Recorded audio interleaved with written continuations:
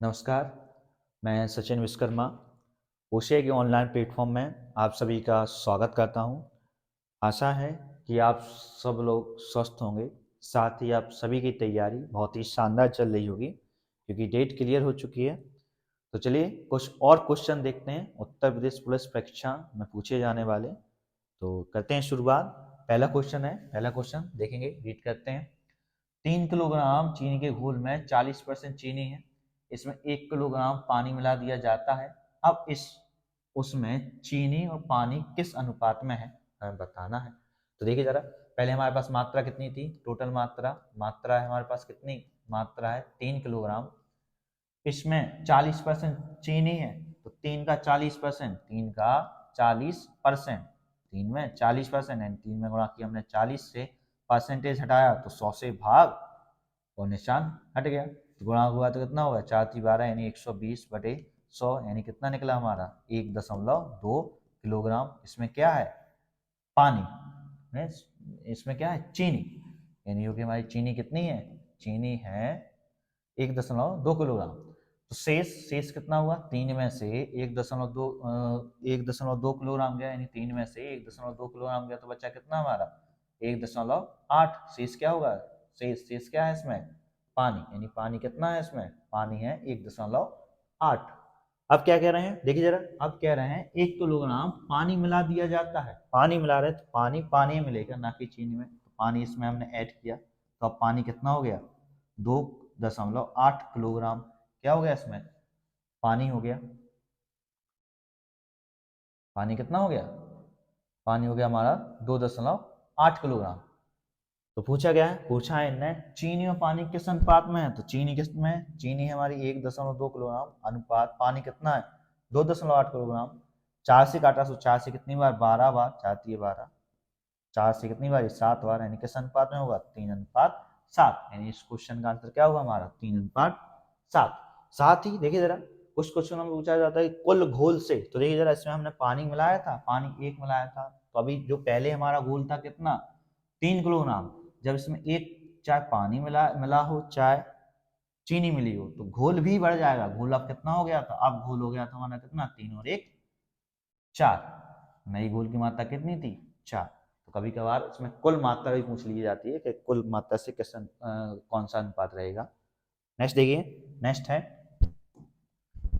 Next है देखिए जरा, दूध और पानी के 120 लीटर मिश्रण में पानी की केवल 25%, पानी की मात्रा केवल 25% है। दूध वाले ने इस मिश्रण से 20 लीटर मिश्रण बेच दिया तथा बाकी बचे हुए मिश्रण में 16.2 लीटर शुद्ध दूध और 3.8 लीटर पानी मिलाकर नया मिश्रण बनाया। इस प्रकार बने नए मिश्रण में पानी कितना प्रतिशत है। अब जो नया मिश्रण बना उसमें पानी कितना प्रतिशत है ये हमें बताना है। तो देखिए जरा, हमारे पास मात्रा कितनी है, हमारे पास मात्रा है, मिश्रण की मात्रा कितनी है 120। अब देखो जरा, जिसमें पानी कितना है 25%, लेकिन दूध वाले ने मिश्रण से कितना 20 लीटर मिश्रण क्या कर दिया, बेच दिया। तो 120 में से 20 लीटर मिश्रण बेच दिया, तो बचा कितना 100 लीटर। 100 लीटर क्या बचा हमारा मिश्रण, बचा मिश्रण हमारे पास कितना है अब 100। अब देखिए जरा, जब पूरे मिश्रण में 25% पानी है तो 100 में भी 25% पानी होगा। कैसे, जैसे कि अगर कोई एक टब लें और टब में जिस अनुपात में यदि हम क्या दूध और पानी मिलाएं और उसमें से उस मिश्रण से अगर हम 1 गिलास दूध और पानी का मिश्रण निकाल लें, तो जिस अनुपात में टब में दूध और पानी होगा उसी अनुपात में क्या उस गिलास में भी दूध और पानी होगा, क्योंकि अनुपात सेम रहता है।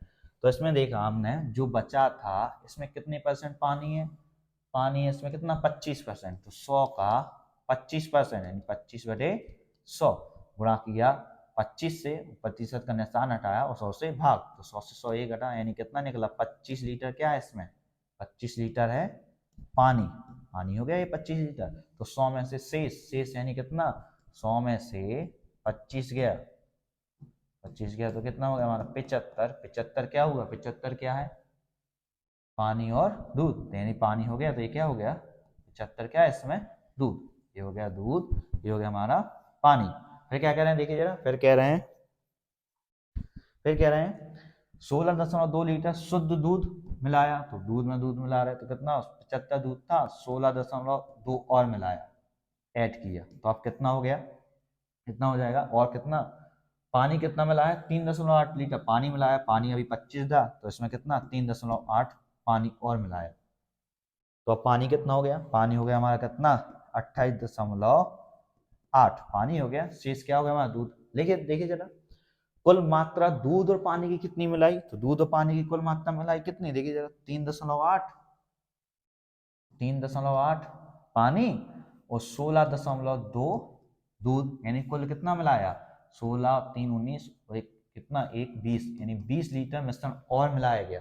यानी अब जो मिश्रण अभी हमारे पास 100 बचा था, 20 और मिलके अब नया मिश्रण कितना हो गया, नया मिश्रण हो गया हमारा कितना 120, यानी अब मिश्रण की मात्रा कितनी है हमारे पास 120 दूध और पानी मिलाने के बाद।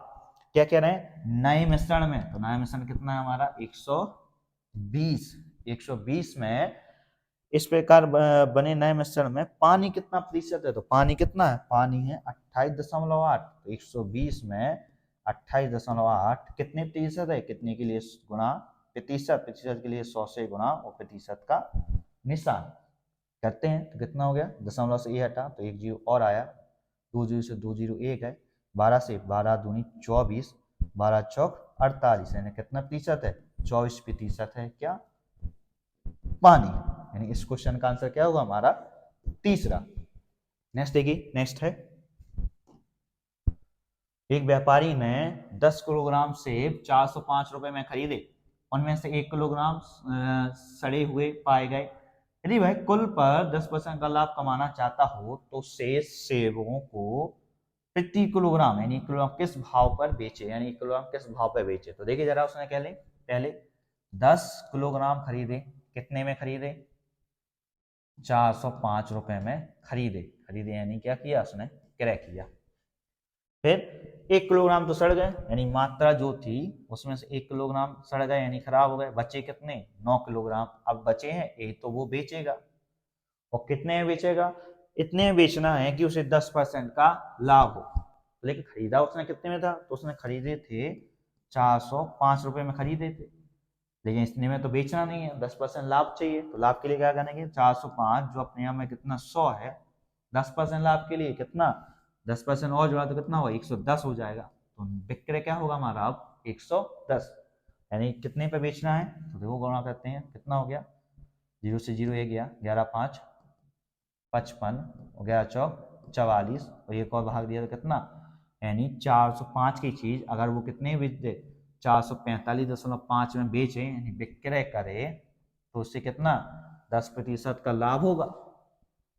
लेकिन पूछ तो रहे हैं प्रति किलोग्राम किस भाव पे होगा, यानी 1 किलोग्राम का मूल्य कितना होगा, तो हमारे पास कितनी मात्रा बची थी 9 किलोग्राम मात्रा बची थी, उसका मूल्य हमने कितना रखा 445.5 रखा, तो 1 किलोग्राम का मूल्य कितना होगा, तो 1 किलोग्राम के लिए क्या 9 से हम देंगे इसमें क्या भाग, यानी 445.5 में कैसे भाग दिया 9 से भाग दिया, तो 9 से कितना 9 से कितनी बार, देखिए जरा 9 से भाग दिया तो 9 चौको 36, बचा कितना हमारा 8, 9 नाम 81, 4 9 पन्ना 45.1, यानी कितना बचा 49.5, यानी अब 1 किलोग्राम का मूल्य कितना होगा 49.5 रुपए, यानी प्रति किलोग्राम का मूल्य कितना निकला 49.5, यानी इस क्वेश्चन का आंसर क्या होगा हमारा दूसरा।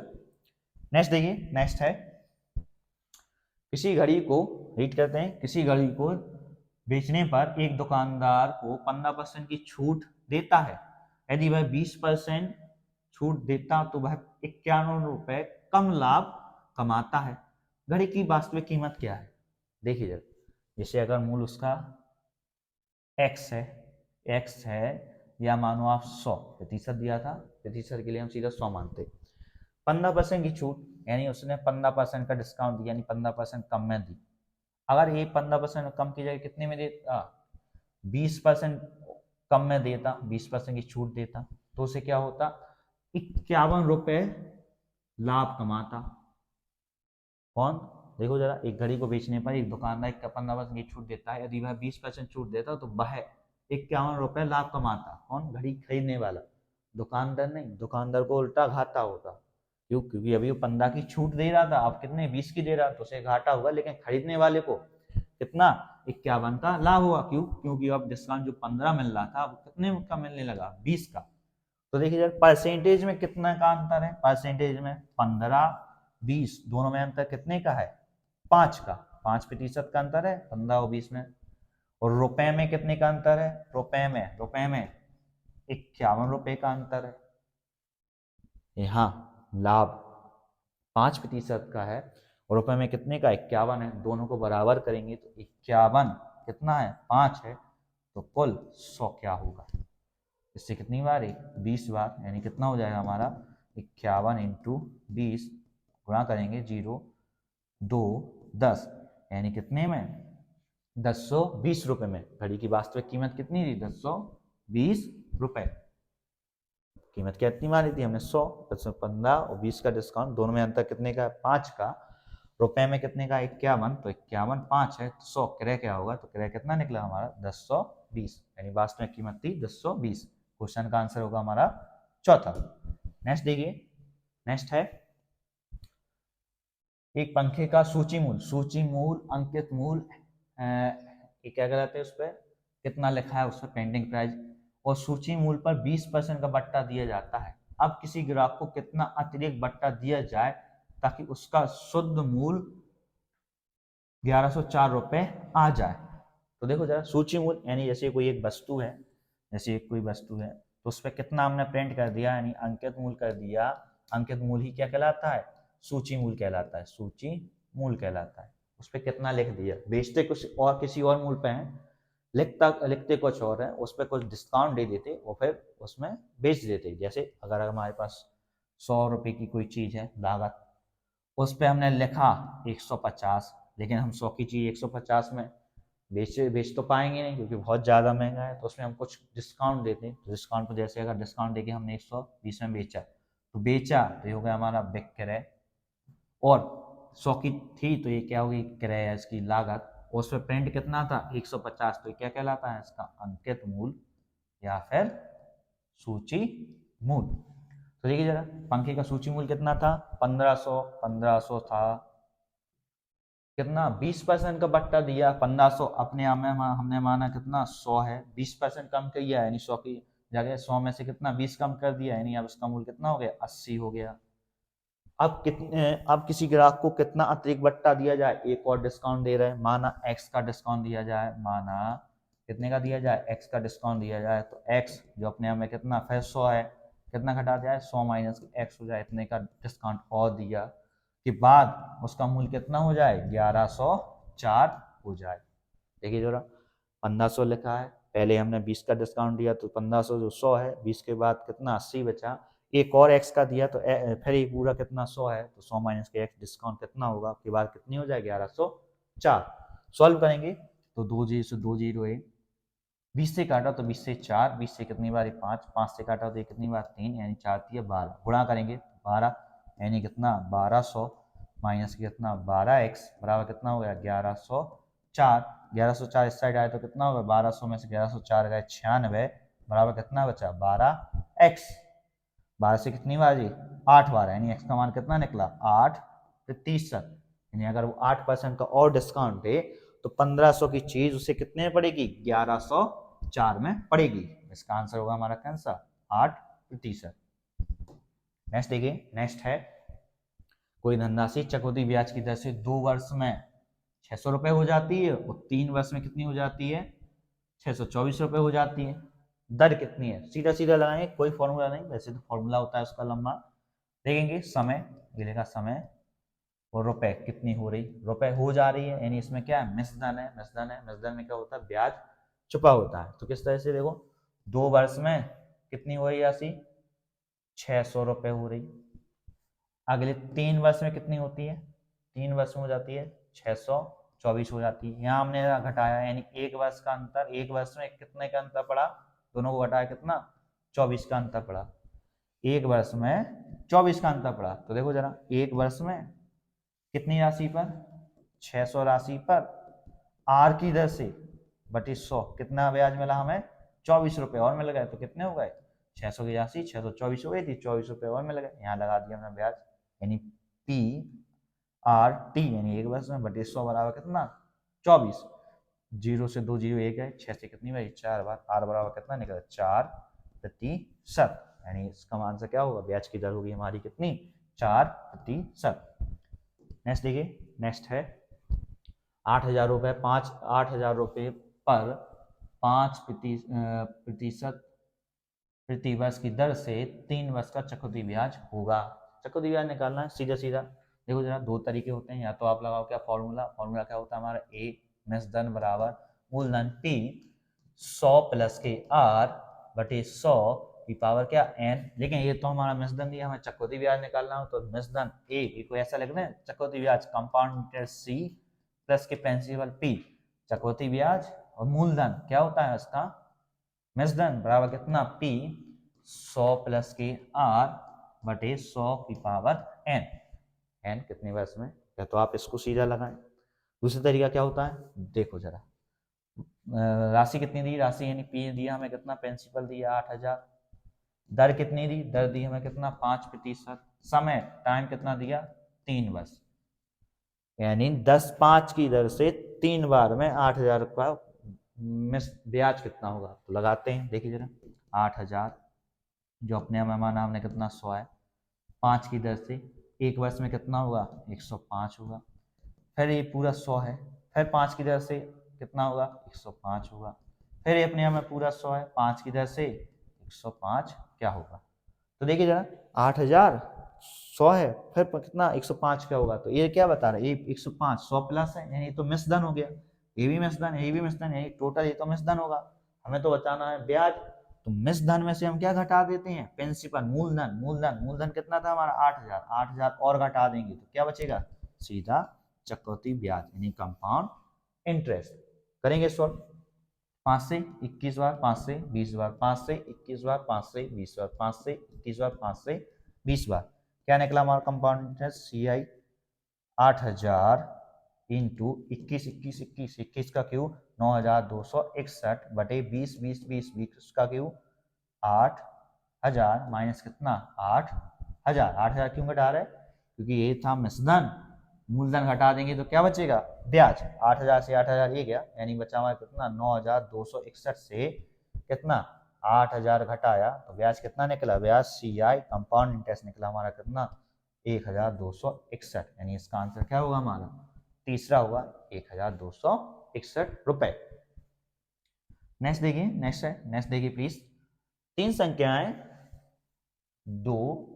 3 2 5 के अनुपात में है, उनके वर्गों का योग कितना है 1,862 है। इन संख्याओं में छोटी संख्या क्या है, तो देखिए जरा 3 संख्याएं किस अनुपात में 3:2:5 में, अनुपात हटा तो एक 4 आया, 4 आया तो कितनी हो गई, एक संख्या हो गई 3x, दूसरी हो गई 2x, तीसरी हो गई कितनी 5x।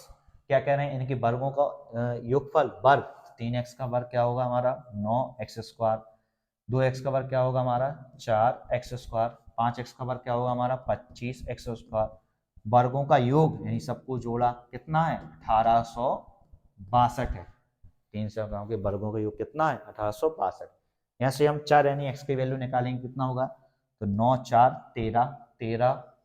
13 और 25 38 x² बराबर कितना 1,862। 2 से काटा तो कितनी बार 19x², 2 से काटा तो कितनी बार 9 3 1, 19 से काटा तो 19 चौको 76, फिर कितना बचा हमारा 17, तो 19 नम्मा 171, यानी x² बराबर कितना निकला 49, यानी x बराबर कितना निकला 7, यानी किस दर से गुणा हुआ था 7 से हुआ था। पूछ रहे हैं सबसे छोटी संख्या क्या है, छोटी संख्या तो इनमें 3x 2x और 5x में से छोटी संख्या क्या है 2x यानी कितना 2x यानी कितना 2 × 7 कितनी हो गई 14। छोटी संख्या कौन सी निकली, छोटी संख्या 14, यानी इस क्वेश्चन का आंसर क्या होगा हमारा 14। नेक्स्ट देखिए प्लीज, नेक्स्ट है एक विद्यालय में 1554 विद्यार्थी थे और लड़कों व लड़कियों की संख्या का अनुपात 4:3 था। कुछ दिनों बाद 30 लड़कियों ने उस विद्यालय में प्रवेश लिया, कुछ लड़कों ने विद्यालय छोड़ दिया।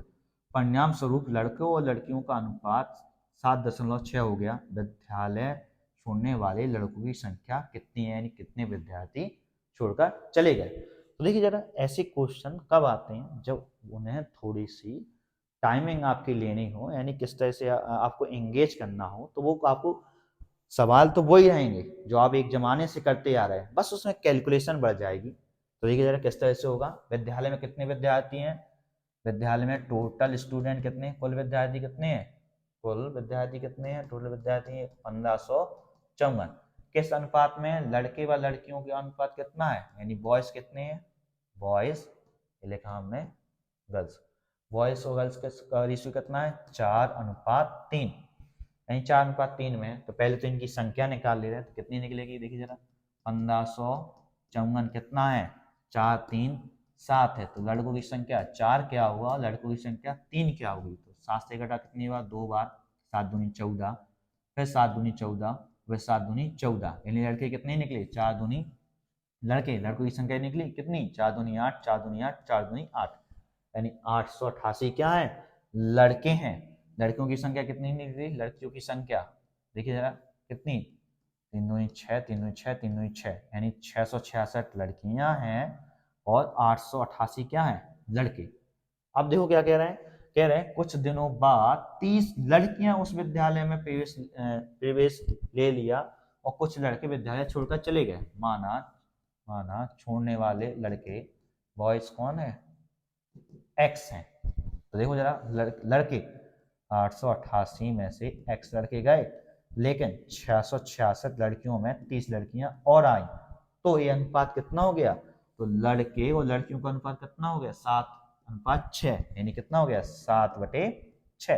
क्रॉस मल्टीप्लिकेशन करेंगे, एक्स का मान निकालते हैं, तो किया जरा, ये कितना हो गया, 6 8 48 की 8, 6 8 48 और 4 52, 5 6 8 48 और 5 53, यानी 5328 माइनस कितना 6x बराबर कितना होगा, इसमें उसमें गुणा किया तो पहले तो ये जुड़ेगा, तो कितना हो जाएगा, ये गुणा हो जुड़ेगा तो कितना होगा, 6 9 6 696 इंटू कितना 7, गुणा किया तो कितना हो गया, 6 7 42 का 2 4 हासिल, 6 कितना हो गया, 6 7 9 63 और 4 67 की 7, 6 हासिल, 6 7 42 और 6 48, 4872 करते हैं आगे, तो x वाला उस साइड जाएगा तो कितना हो गया, 5328 में से घटाना है कितना में, 4872, तो x उस साइड गया तो कितना हो गया, 6x, ये हो गया, घटाओ जरा कितना होगा, 8 में से 2 गए 6 बचा, इधर 12 में से 7 गया तो कितना बचा,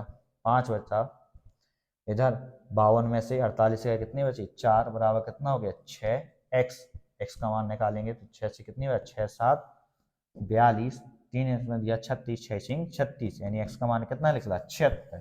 कितने विद्यार्थी छोड़ के गए थे, 76 विद्यार्थी छोड़ के गए थे, और कौन थे, बॉयज, 76 लड़के विद्यालय छोड़कर गए थे। नेक्स्ट देखिए, नेक्स्ट है, ए व बी अलग अलग किसी कार को 20 और 15 दिनों में कर सकते हैं। उन्होंने एक साथ कार 6 दिनों तक किया, तत्पश्चात बी के स्थान पर सी लगा दिया गया, यह कार 4 दिन में पूरा हो गया। तदनुसार यदि सी अकेला है कार करता तो उसे कितने दिनों में कर पाता, हमें सी का बताना है कि सी कितने दिन में उसे कर पाएगा। तो देखिए जरा किस तरह से होगा, देखा हमने कितना, ओ सी आई, क्षमता लगाते हैं, ए की कैपेसिटी, सी फॉर कैपेसिटी, यानी ए की क्षमता कितनी है 20, सी ए कर सकता है 20 दिनों में।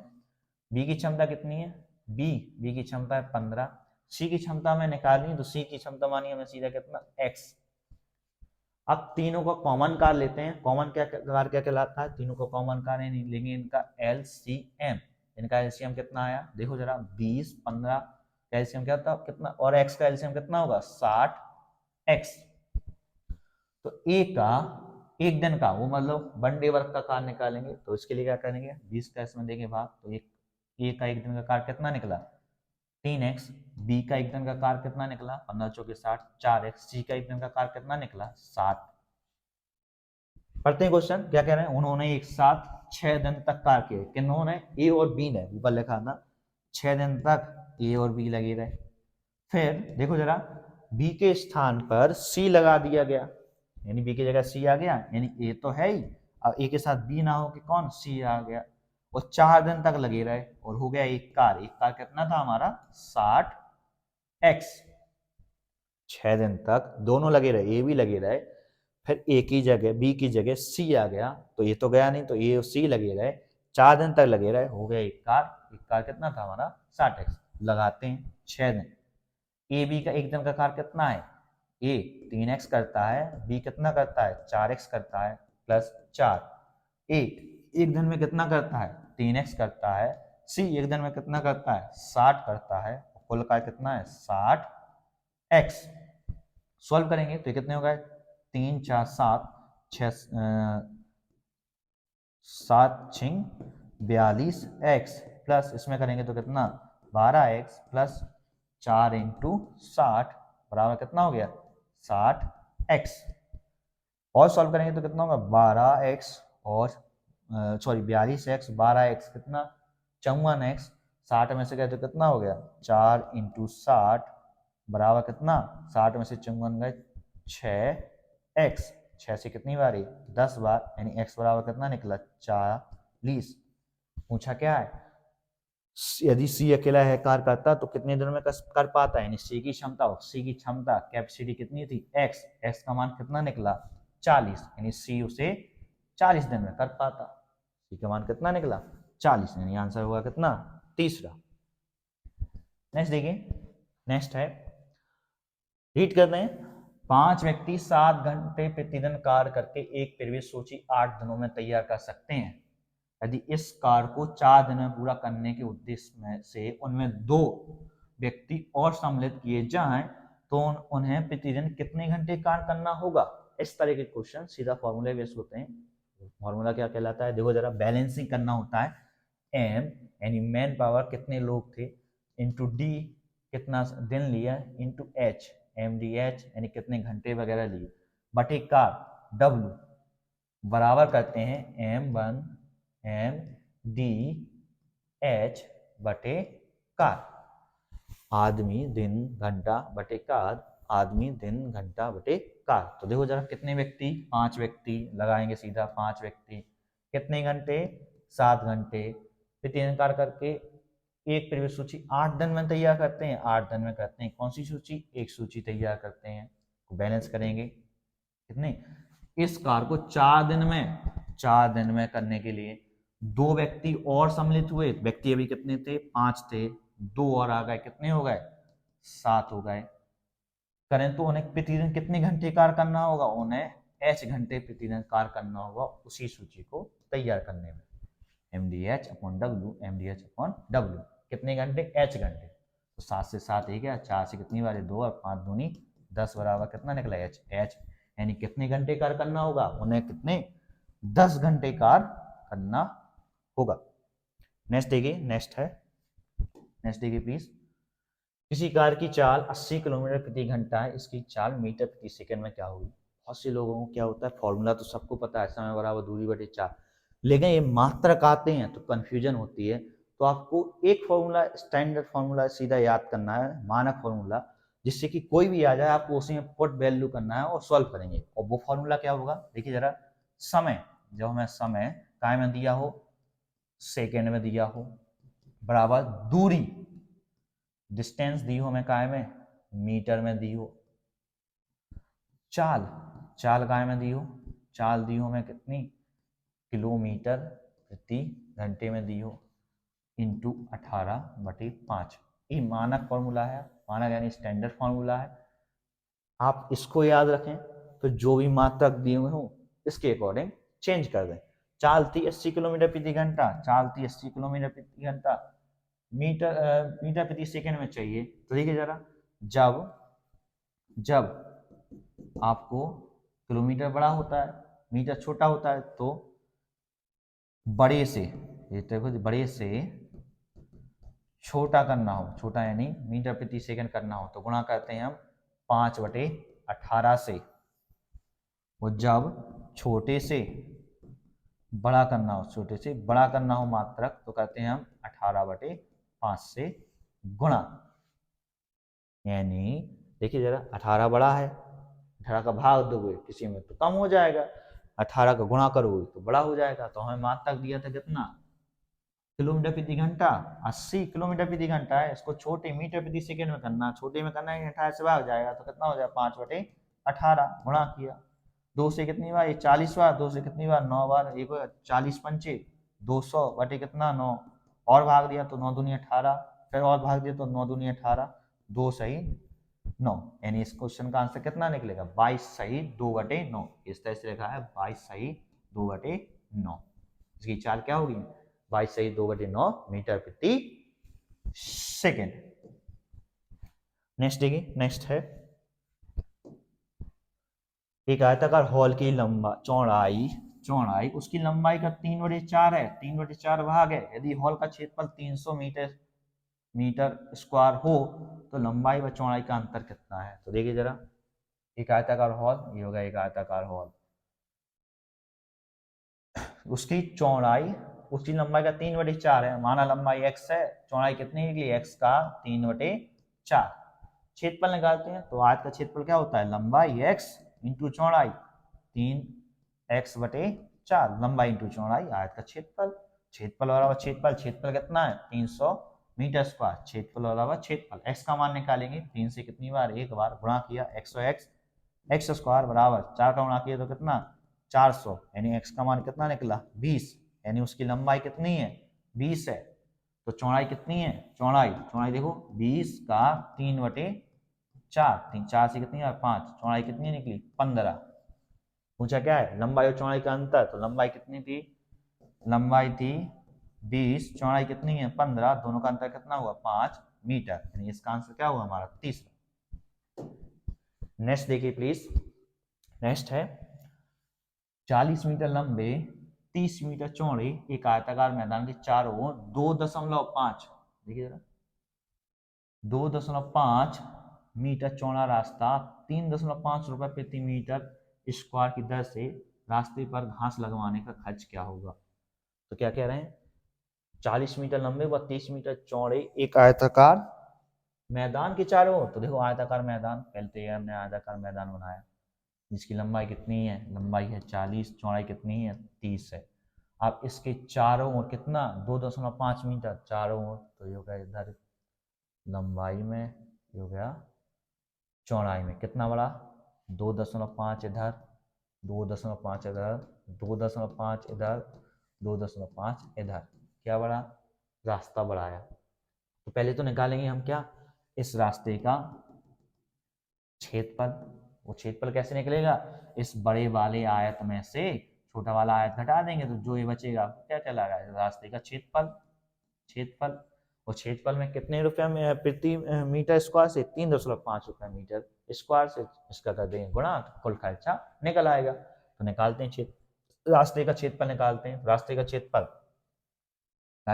कैसे निकलेगा, देखो जरा रास्ते का क्षेत्रफल देखिए किस तरह से निकलेगा, बड़े वाले आयत का क्षेत्रफल, तो देखो जरा अभी जो लंबाई कितनी थी 40 थी, देखें जरा 2.5 इधर बढ़ गई, 2.5 इधर बढ़ गई, यानी कितनी बढ़ी 2.5 और 2.5 5 बढ़ गई, यानी अब लंबाई कितनी हो गई 40 थी 45 हो जाएगी। चौड़ाई देखो कितनी हो जाएगी, अभी चौड़ाई कितनी थी, चौड़ाई ये हमारी 30 थी, 2.5 इधर बढ़ी, 2.5 इधर बढ़ी, यानी चौड़ाई अभी 30 थी तो 5 और बढ़ गई, कितनी हो गई चौड़ाई हो गई हमारी कितनी 35। तो अब क्षेत्रफल कितना होगा, लंबाई 45, चौड़ाई कितनी है, लंबाई देखो जरा, लंबाई है नई लंबाई 45, नई चौड़ाई कितनी है 2.5 इधर 2.5 इधर बढ़कर 35, तो नए क्षेत्रफल नया आयत का क्षेत्रफल माइनस पुराने आयत का क्षेत्रफल क्या है, लंबाई इसकी कितनी थी 40 और चौड़ाई कितनी थी 30, नए आयत का क्षेत्रफल में से पुराने आयत का क्षेत्रफल घटाया तो क्या निकला रास्ते का क्षेत्रफल। तो कहते हैं सॉल्व करो जरा, 35 पंचे 175, 175 की 5, 17 से 35 चौके 140 और 17 कितना हो जाएगा 157, यानी 1575 ये निकला, माइनस कितना 4×3=12, 1200, यानी रास्ते का क्षेत्रफल कितना निकला, 1575 में से 1200 गए, 375 मीटर स्क्वायर क्या निकला रास्ते का क्षेत्रफल। लेकिन ये क्या कह रहे हैं, देखो जरा, इनका कहना है 3.5 रुपए प्रति मीटर की दर से रास्ते पर घास लगवाने का खर्च आया। तो 1 मीटर पे लगवाने का घास, मीटर स्क्वायर पे लगवाने का खर्च कितना है, 3.50। तो इतने क्षेत्रफल पर लगवाने का खर्च कितना आएगा, करते हैं सीधा गुणा, कितना 375 में गुणा किया 3.50 का, करते हैं गुणा तो कितना होगा 0, 35 पंचे 175 की 5, 17, 35 सत्ते 245 और 17 तो 262 की 2, 26 हासिल, 35 तिया 105 और 26 कितना होगा, 105 और 26 131, फिर 1 2 के बाद दशमलव, यानी कितना होगा खर्च 1312.5 रुपए, यानी इसका आंसर क्या होगा हमारा पहला। नेक्स्ट देखिए, नेक्स्ट किस तरह से होगा, नेक्स्ट देखिए प्लीज।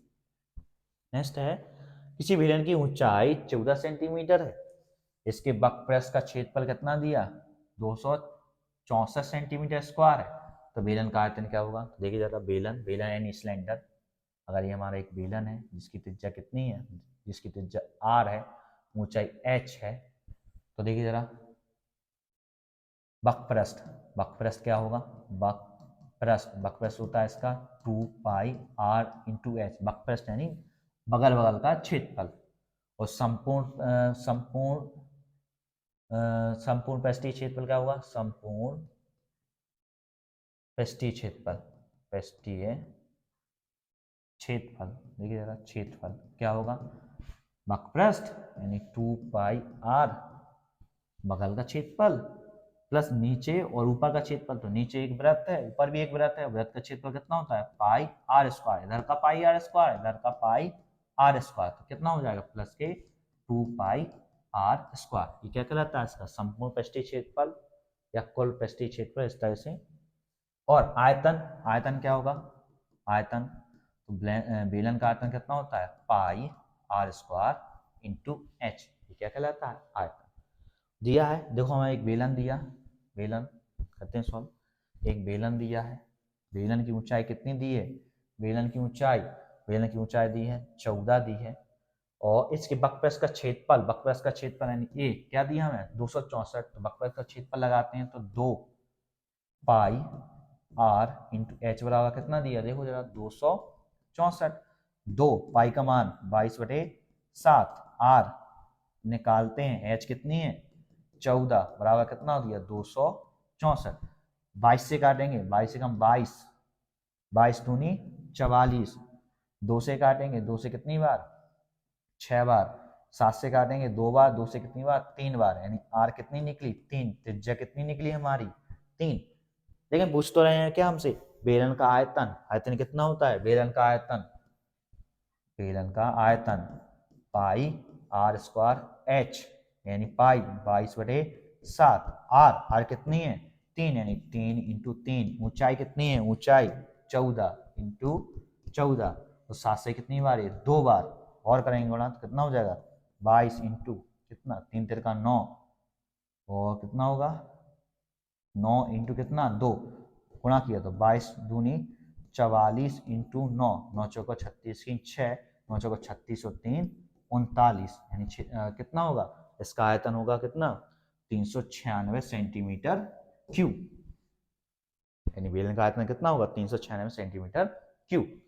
नेक्स्ट देखिए, नेक्स्ट है, एक लंबे वृत्तीय शंकु के आधार की त्रिज्या को ऊंचाई स्थिर रखते हुए 15% बढ़ाया गया, शंकु का आयतन कितने प्रतिशत बढ़ जाएगा। देखो जरा क्वेश्चन क्या कह रहा है, क्या कह रहे हैं, लंबवतीय शंकु के आधार की त्रिज्या को स्थिर रखते हुए 15% बढ़ाया गया, आधार की त्रिज्या को ऊंचाई स्थिर रखते हुए, आधार की त्रिज्या में क्या ऊंचाई को स्थिर रखना है, यानी ऊंचाई जो थी वही रहना है, त्रिज्या कितनी, त्रिज्या बढ़ जाए 15%, तो उसके आयतन में कितना बढ़ जाएगा। तो देखो जरा, अगर हमने एक शंकु बनाया, शंकु ये हो गया, जिसकी ऊंचाई मानी हमने कितनी h, त्रिज्या कितनी है r, तो इसका आयतन कितना होगा, आयतन होता है हमारे शंकु का आयतन पाई 1/3 पाई आर स्क्वायर इंटू एच, क्या कहलाता है, शंकु का आयतन। शंकु का बकप्रस्थ कितना होता है, बकप्रस्थ यानी तिरछी ऊंचाई निकलती है हमारी इधर पाइथागोरस से, हमारा तिरछी ऊंचाई कितनी एल है, तो इसका बकप्रस्थ कितना निकलेगा, बकप्रस्थ शंकु का बकप्रस्थ होता है पाई आर एल। और संपूर्ण बकप्रस्थ बगल बगल संपूर्ण पृष्ठीय क्षेत्रफल कितना होता है, संपूर्ण पृष्ठीय क्षेत्रफल कितना होता है, बकप्रस्थ यानी पाई आर एल। और आधार का क्षेत्रफल क्या है, आधार में एक वृत्त है और वृत्त का क्षेत्रफल कितना होता है, पाई आर स्क्वायर, यानी इसमें अगर हम क्या पाई आर स्क्वायर और जोड़ें तो क्या कहलाता है, ये शंकु का संपूर्ण पृष्ठीय क्षेत्रफल ए होता है।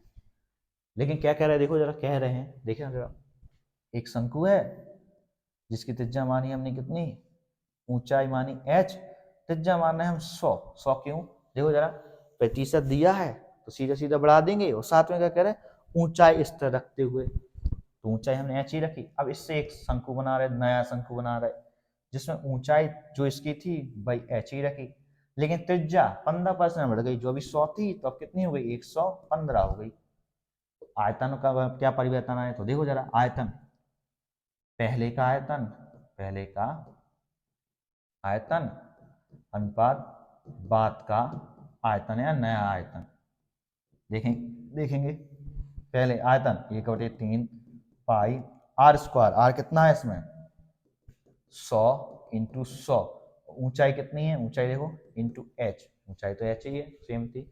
नया आयतन आया कितना है 1/3 पाई आर स्क्वायर, आर कितना है इसमें 115 इंटू 115, ऊंचाई तो एच ही है तो ऊंचाई एच से एच है गया, पाई/3 से पाई/3 है गया, तो कितना बचा हमारा, 5 से काटते हैं, 5 से ये 20 बार, 5 से ये 20 बार, 5 से कितना 23 बार, 5 से कितना 23 बार, 23 पंचे 115, यानी पहले आयतन कितना था 220, 400 आयतन था पहले, और अब आयतन कितना है 23 इंटू 23 529,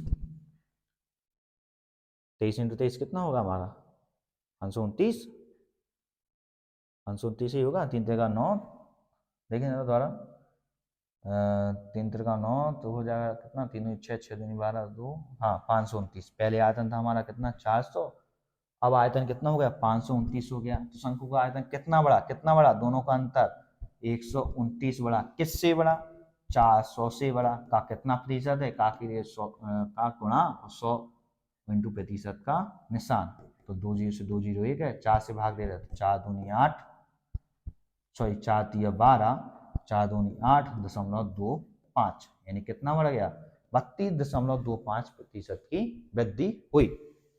नेक्स्ट देखिए प्लीज, दो संख्याओं का अंतर 1660 है, यदि एक संख्या का 6 सही 1/2%, ऐसे 6 सही 1/2%, दूसरी संख्या के 8 सही 1/2%, 8 सही 1/2% के बराबर है, तो छोटी संख्या कितनी है, माना संख्या 122 है। देखो जरा किस तरह से, एक संख्या का माना संख्या x और y है, सॉल्व करेंगे तो क्या कह रहे हैं, एक संख्या का 6 से 1/2%, तो कितना हो गया 6 दूनी 12, 1 13/2 प्रतिशत हटा तो 100 से भाग और प्रतिशत का निशान गायब, बराबर है दूसरी संख्या के कितने 8 से 1/2%, यानी 8 दूनी 16, 1 17/2 प्रतिशत का निशान हटा और 100 से भाग, तो 100 से 100 ए गया, 2 से 2 ए गया, यानी x/y बराबर कितना निकला 17/13, यानी संख्याएं कौन सी हैं 17 और 13 के अनुपात में हैं। लेकिन पूछ क्या रहे हैं, देखो जरा पूछ रहे हैं और दिया क्या है, दोनों संख्याओं का अंतर कितना दिया 1660। अब देखो जरा संख्या थी अनुपात में 17/13 में, अनुपात हटा तो एक चर आया, यानी x का मान कितना निकला, x का मान चर के साथ आया तो 17a, चर माना a है, y का मान कितना निकला, y का मान 13a, दोनों का अंतर कितना हो गया, यानी कितना 17a से 13a घटाया तो कितना है 1660 है दोनों का अंतर। a यानी इसका चर निकालते हैं कितने का इसमें गुणा हुआ होगा, 17 में से 13 गए कितना बचा 4a बराबर कितना है 1660। ए से निकाला तो कितनी बार, 4 चौके 16, 4 एकम 4 एक 5, यानी ए का मान निकला कितना 415, यानी इसमें 415 की दर से गुणा हुआ होगा। पूछ कह रहे हैं छोटी संख्या, छोटी संख्या यानी कितना 13, 13a, छोटी संख्या क्या है 13a, 13a का मान कितना होगा 13a का मान 13 इंटू ए का मान कितना है 415, गुणा करते हैं तो 13 पंचे 65 की 5 6, 13 कम 13 और 6 19 की 9 1, 13 कम 13 चौक 52 1 53, यानी छोटी संख्या क्या है, छोटी संख्या हमारी 5395, यानी इसका आंसर कितना होगा 5395।